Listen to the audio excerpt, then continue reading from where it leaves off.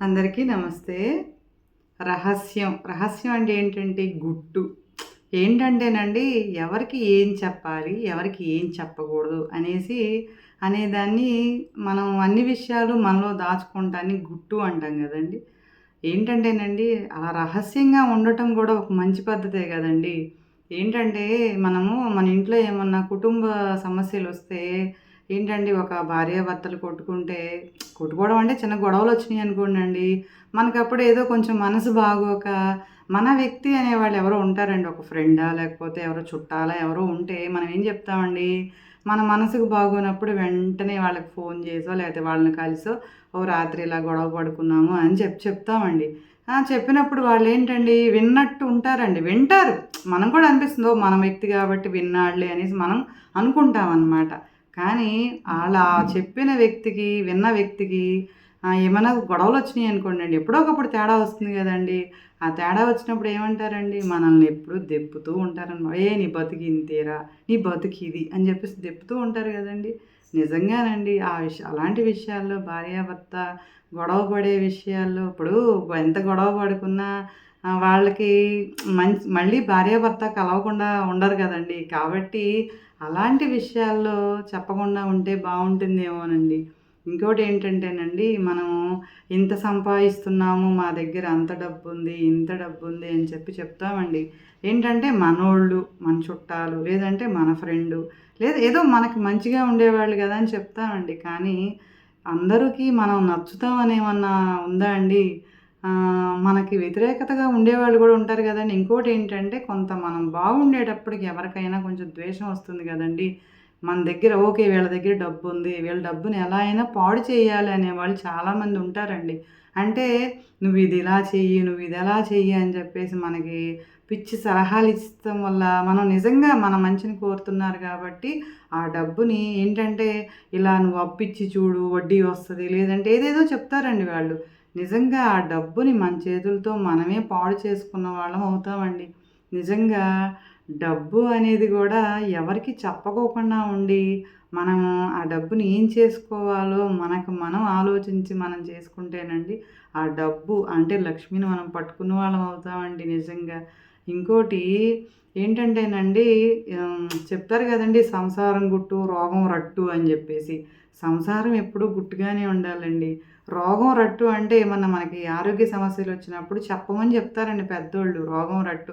కానీ కరెక్టేనండి. ఏమన్నా తేడా వస్తే చెప్పాలి. చెప్పినప్పుడు ఇలా తేడా వచ్చిందని చెప్పేసి వదిలేయాలి గానండి, వాళ్ళిచ్చింది ప్రతిదీ మనం పాటించకూడదండి. "అరేయ్! నువ్వు ఆ డాక్టర్ దగ్గరికెళ్ళు, ఈ డాక్టర్ దగ్గరికెళ్ళు, ఆళ్ళు నయం జేస్తారు, ఈళ్ళు నయం జేస్తారంటే" ఏమవుద్దండి, మనం ఎళ్తామండి వాళ్ళ మాటలు విని. మనకు తగ్గకపోతే ఏమంటారండి, "ఏరా నేనెళ్ళాను, నాకు తగ్గింది, నీకు తగ్గలేదా?" అన్నప్పుడు మనకేమవుతదండి, మనకదొక రకమైన నిరుత్సాహం. అబ్బా! నాకేదో ఆరోగ్య సమస్యలొచ్చేసినియి. ఏంట్రా బాబు! నేనిలా అయిపోతున్నాననేది మన బాడీ మీద మనకి అనుమానం వస్తుందండి. కాబట్టండి, రోగం రట్టు అన్నారు కాబట్టండి, ఇప్పుడసలు ఎవరికీ చెప్పే పరిస్థితులు కాదండి. మనకి నచ్చిందేదో మనం చేసుకోవాలండి. 10 మంది మాట వినాలండి. కానీ విని కూడా మనకి మనం ఆలోచించుకుని, మనకి ఎవరు కరెక్ట్ వైద్యుడిని ఆలోచించుకుని అక్కడ కలవటం కరెక్టేమో గదండీ! ఇంకోటేంటంటేనండి, మనం ఏదైనా పని చెయ్యాలి అనుకుంటే, ఆ పని అంటే కొంచెం మన దగ్గర డబ్బులుండేటప్పటికి ఏం చెప్తామండి, నేను ఇల్లు కడతానురా రేపొద్దున, ఇల్లు కట్టాలనుకుంటున్నాను. లేదు అంటే నాకు ఉద్యోగం వచ్చేస్తుంది, ఉద్యోగం వచ్చింది అంటే ఉద్యోగం ఇంకా అపాయింట్‌మెంట్ ఆర్డర్ రాలేదండి. ఆ ఆర్డర్ రాకోకుండా కూడా అలా చెప్పకూడదండి. ఉద్యోగం ఏంటంటేనండి, అపాయింట్‌మెంట్ ఆర్డర్ వచ్చిన తర్వాత ఎదుటోళ్ళకి చెప్పాలంటండి. ఏంటంటే, ఈ ఉద్యోగం వచ్చి మనం జాయిన్ అయ్యే లోపల ఎవరు ఏం చేయకూడదని రూల్ ఏమన్నా ఉందండి?